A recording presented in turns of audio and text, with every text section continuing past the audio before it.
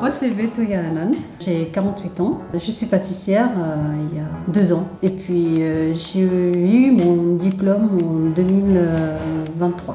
Voilà. Et actuellement, je suis pâtissière très super. Bon, alors moi, je m'appelle Delphine Sabat, j'ai 55 ans. J'ai monté cette pâtisserie suite à une reconversion professionnelle. J'ai passé mon CAP en 2018, je crois. Voilà, et puis après, très vite s'est imposée l'idée d'installer une boutique pour pouvoir développer ce que j'avais en tête depuis un petit bout de temps, c'est-à-dire la pâtisserie végane et les spécialités du Nord. Voilà, donc ça a été un peu chaotique dans le sens où on a ouvert juste avant le Covid. On a ouvert en décembre, confiné en mois de mars. Voilà, sympa. Et depuis, on a remonté les manches et puis tout va bien. Et depuis qu'Hanan est arrivé, c'est encore mieux. Voilà. Moi, à la base, je cherchais une formation. Du coup, j'avais trouvé cette formation de pâtisserie. Je suis allée au CFA, on m'a conseillé de faire un stage en immersion pour voir déjà le métier et puis si ça me plairait ou pas. J'ai trouvé via une connaissance, Delphine. Et du coup, quand je suis arrivée, le courant s'est passé tout de suite. Elle m'a pris en stage pour 1 semaine. C'était bien passé. On a décidé de prolonger encore 1 semaine de stage en immersion. Et puis, elle m'a dit, si j'ai mon diplôme, mon CAP, elle va m'embaucher. Ah, je te l'ai pas dit tout de suite. Si, après, la 2e semaine. Si. J'ai dit d'abord, si tu as ton CAP, je t'embauche. Voilà. Et du coup, bizarrement, il a tenu sa promesse. Et du coup, bizarrement. Voilà. Et depuis, c'est super. Voilà, elle a tout raconté. Ouais, je peux pas dire mieux. Non, si, je prenais pas de stagiaire parce que comme je fais que du vegan et que je sais que ça se fait pas du tout au niveau de la formation, j'avais dit non, pas prendre de stagiaire. Et puis elle est venue, j'ai dit à Anne, la connaissance qu'on a en commun, je dis écoute, dis-lui de venir et puis on verra si le feeling passe. Puis ça s'est tellement bien passé que ouais, voilà, quoi, elle est là 3 ans plus tard, quoi. Voilà. Alors moi, de base, vu mes origines, tout ça, depuis toute petite, on fait de la cuisine, de la pâtisserie, et du coup, depuis toujours, j'aime bien faire ça. En fait, à la base, j'ai fait cette formation juste pour m'en sortir du chômage. Mais finalement, j'ai trouvé que c'est impressionnant, en fait. C'est passionnant et j'aime bien faire plaisir et ça me fait plaisir de faire la pâtisserie. Alors moi c'est un petit peu différent, dans le sens où je pars de très loin. Je ne pâtissais pas du tout. Et puis j'ai voulu développer un petit gâteau qui s'appelle le Merveilleux, qui nécessitait juste de la meringue et de la crème. Mais on m'a dit pour ça, il faut un CAP pâtissier. À partir de là, c'était très problématique pour moi parce que j'étais vraiment très mauvaise. Donc CAP pâtissier, ça voulait dire pour moi... tout apprendre, puisque je ne savais absolument rien faire. Donc, je peux pas dire que c'était une passion à la base. Ça l'est devenu vraiment en travaillant et en abordant le côté vegan. C'est là que m'est venue cette passion. Et aujourd'hui, voilà, je m'éclate vraiment à faire ce que je fais. Beaucoup plus, je pense, que si je faisais de la pâtisserie traditionnelle. Parce qu'il y a un intérêt différent. Moi, le côté passionné, c'est vraiment ça. C'est une autre méthode de travail. J'ai trouvé d'autres biais pour pouvoir faire de la pâtisserie en oubliant tout ce qu'on met dans la pâtisserie normalement, quoi. Voilà. Ma passion, elle est surtout là. Hanan, elle m'a énormément apporté parce qu'elle a fait cette formation justement au CFA que moi j'avais pas eu puisque je l'ai passée en candidat libre mon CAP. Donc j'avais énormément de lacunes sur énormément de choses. Quand elle est arrivée, pour moi c'était une bouffée d'oxygène parce qu'elle est arrivée avec de bonnes façons de faire que moi je n'avais pas. De bons déclics, de bons réflexes. Et elle a instauré au sein du labo une technique, surtout au niveau de l'hygiène, c'était hyper important. Et puis au niveau de l'ordre, tout ça, parce que je suis assez bordélique, faut le dire. Le mot est pas beau, mais je suis vraiment comme ça. Et Hanan, elle m'a amené de la rigueur que je n'avais pas. Alors la créativité, je l'ai toujours eue, c'est pas un problème, mais la rigueur, je l'avais pas du tout. Et Hanan, elle m'a amené ça. Sans compter qu'en plus, elle maîtrise des choses que je ne maîtrise pas du tout. Je les avais jamais abordées, moi. Comme je fais du vegan, je fais pas de pâte feuilletée, je fais pas de pâte à choux. Hanan, elle maîtrise tout ça, mais depuis toujours, elle a une façon de faire qui est impressionnante. On est très complémentaires. C'est ça que j'aime dans notre duo, c'est qu'on est très complémentaires. Voilà. La façon d'être, déjà on passe notre temps à rigoler. J'ai pas l'impression que c'est ma patronne. C'est juste 2 copines qui cuisinent, qui font de la pâtisserie, on s'éclate. Depuis le matin jusqu'à ce qu'on part, pour moi c'est le bonheur. Et tu travailles quand même ou pas ? J'ai mal, j'ai très mal, je suis migraineuse. Et je viens au boulot malgré ma douleur et tout ça, mais j'ai rien que pour être avec elle. et passer des moments ensemble. Ce qui est complémentaire pour moi chez Delphine, c'est que tout ce qui est créativité, tout ça, décor, pochage, j'ai pas ça. Donc elle m'a appris beaucoup de choses là-dessus. Et puis quoi d'autre?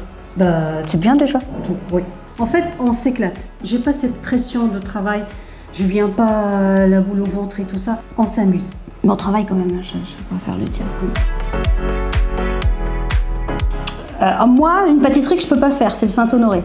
Pâte à choux, tout ça, je ne fais pas en vegan, mais c'est mon gâteau préféré malheureusement. Alors il faut savoir quand même, je ne suis pas vegan, hein, donc je mange des gâteaux de la concurrence et je suis très contente que mes concurrents fassent des très bonnes pâtisseries. Voilà. Pareil que toi. Hein. C'est quoi ton gâteau préféré toi? Ton gâteau préféré? Tout. Le marouane, c'est un délice. Faut le goûter ces gâteaux. C'est une pâte sucrée et dedans il y a une crème pistache plus une ganache pistache. Et au fond, il y a un insert coulant, pistache. Praliné pistache. Praliné pistache, c'est trop bon. Ça, il faut le goûter. Et une crème à la fleur d'oranger. Ah là là, c'est une tuerie ce gâteau. Il faut le goûter. Et quoi d'autre? Aussi, il y a Itas. C'est un gâteau d'une copine de Delphine, de sa grand-mère américaine. C'est tout simple, mais c'est trop bon. Il y a de l'alcool dedans. Hein. Mais c'est ça qui est bon.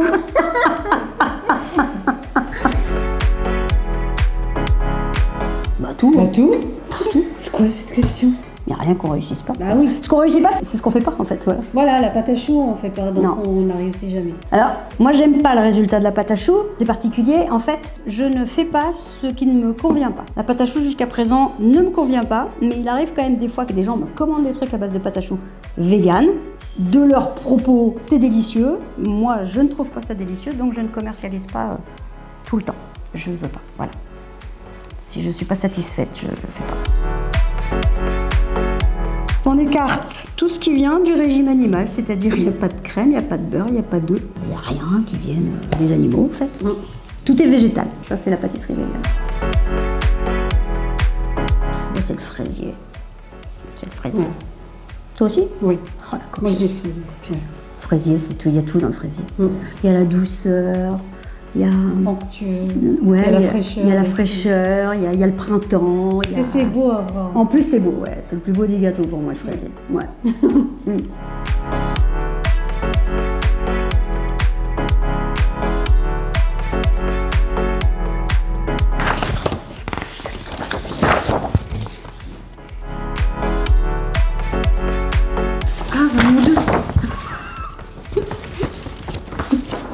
Des fois, le 2. Moi, je l'ai mis 100%, moi. Ah non, mais quand je pense à ce que je fais moi aussi, les bêtises. Vas-y. Bien sûr.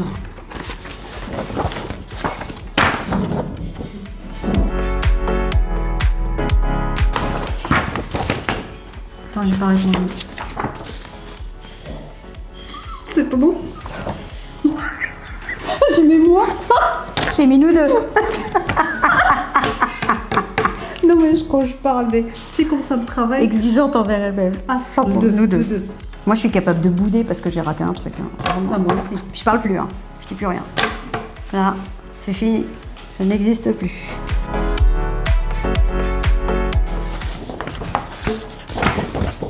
Attends. On en parle plus tard. Oui, que ça. Est-ce que je cherche? C'est compliqué ici.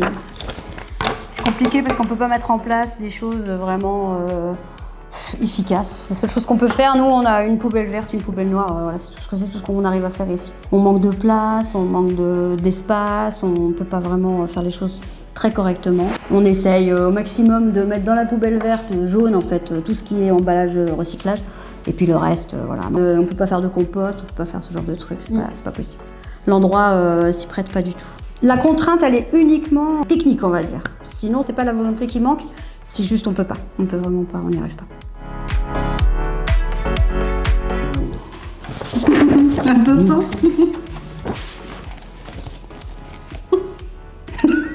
J'ai mis nous deux. J'ai mis toi.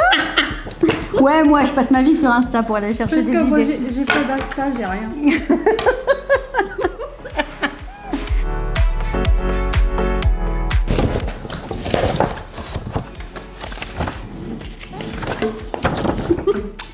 Après, elle se permet pas non plus, Anan, c'est ça, je pense oui, qu'elle c'est le patron. elle ose pas. J'avoue que je suis un peu pénible aussi. J'ai eu ça avec Natacha, qui est au CFA, qui a fait son stage avec nous la semaine dernière, enfin pendant un mois. Et elle me dit, oui, je veux faire un gâteau. Oui, tu veux faire quoi? Bah, je veux mettre ça, puis ça, puis ça, puis ça, puis ça, puis ça. Ah, je dis, ça fait déjà beaucoup de choses dans le gâteau. Pourquoi? Parce que j'ai vu ça sur un réseau. D'accord, ok. Et donc, combien de temps tu vas passer pour le faire? Qu'est-ce qu'il te faut comme ingrédient? Combien ça va coûter? Et combien va falloir le vendre? Je sais pas. D'accord, on fait pas le gâteau alors. Allez, hop, next. Et tu sais pourquoi? C'est toujours toi. Parce que tu as plus d'expérience, tout ce qui calcule. Tu vois, c'est toi, tu as plus d'expérience là-dessus que nous. Bah oui, vous faites pas les courses, c'est normal. Voilà, c'est Mais ça. je peux vous dire aussi, ça coûte tant, puis machin. Oui, c'est ça. Voilà, ça peut se faire aussi. Mais c'est vrai que c'est moins facile. Moi, je maîtrise de A jusqu'à Z le coût de production. Je gère aussi mon entreprise, donc je sais exactement où je dois arriver. Ouais. Donc c'est beaucoup plus simple pour moi de faire des prix. Après, c'est ce que je leur dis toujours. Dans l'absolu, les gâteaux, tu peux faire n'importe quoi, mettre tout ce que tu veux dedans. Oui. Combien tu le vends au bout du compte, quoi? Est-ce que tu as la clientèle pour ça? Est-ce que les gens sont prêts à payer une fortune un gâteau juste parce que tu t'es fait plaisir en le faisant, quoi? Et c'est autre chose. On peut pas non plus tout se permettre, quoi. Alors, moi, je peux témoigner d'une chose, là. C'est ce que je dis à chaque fois que je rencontre des gens qui ont fait la formation d'Anan. Moi, je l'ai passé en candidat libre, cet examen. C'est-à-dire que je pâtissais chez moi dans ma cuisine, que j'avais une espèce d'organisme là par lequel je suis passée. Je devais me filmer en train de pâtisser, envoyer mes trucs. Et ils me disaient oui, non, machin. Quand je vois le cadre du CFA, le matériel qui est mis à disposition, les profs qui sont à disposition, pour en connaître quelques-uns maintenant, c'est quand même des gens de qualité, l'endroit est incroyable. C'est une chance incroyable d'avoir ça, de pouvoir bénéficier d'un endroit comme ça pour apprendre un métier comme la pâtisserie, parce que c'est très très dur. Moi, je trouve que c'est une épreuve extrêmement difficile. Et quand je vois qu'on met à disposition ce matériel, cet endroit, ces gens-là, je dis là, les gars, faut y aller, quoi. Et, vous avez une chance phénoménale, profitez-en, quoi. C'est pas donné à tout le monde. C'est vrai. Voilà. J'ai passé ma formation en 2022-2023. J'ai eu la chance d'être formée par Monsieur Roquier et Monsieur Lemry et Monsieur Roy. En fait, à chaque fois, on pose une question, ils sont toujours là. Même en dehors de la pratique, en dehors de tout ça, ils sont toujours là. Et j'ai toujours ce suivi jusqu'à maintenant. Là, par exemple, si j'ai besoin d'une information ou de quelque chose, je demande à Monsieur Roquier ou bien je me déplace sur place, il me montre. Il y a toujours ce suivi, même si j'ai eu mon diplôme, on a toujours besoin de ces gens-là pour vraiment nous accompagner jusqu'au bout. Et la formation, ça m'a beaucoup aidée. J'étais en stage dans une pâtisserie ici à Chartres et la première chose qu'on me dit, mais pourquoi vous faites cette formation à votre âge? Vous n'allez pas travailler. C'était vraiment ça. Et j'ai eu ces réflexions, mais j'ai pas lâché. Et finalement, j'ai eu mon diplôme et j'ai eu mon travail. Quand je fais de la pâtisserie, par exemple, toujours Monsieur Roquier, il est toujours là dans ma tête, Monsieur Lemry, vraiment, ils sont toujours là. C'est que dans tous les gestes que je fais de quotidienne, ils sont là. Donc tout ce que j'ai appris, c'est grâce à eux, grâce à ces gens-là. Monsieur Erlin, quand il y avait un problème ou quoi que ce soit, il est là. Toute l'équipe de CFA, vraiment, c'est au top. J'ai jamais vu une structure qui suit les gens pendant la formation et après. Franchement, c'est impeccable.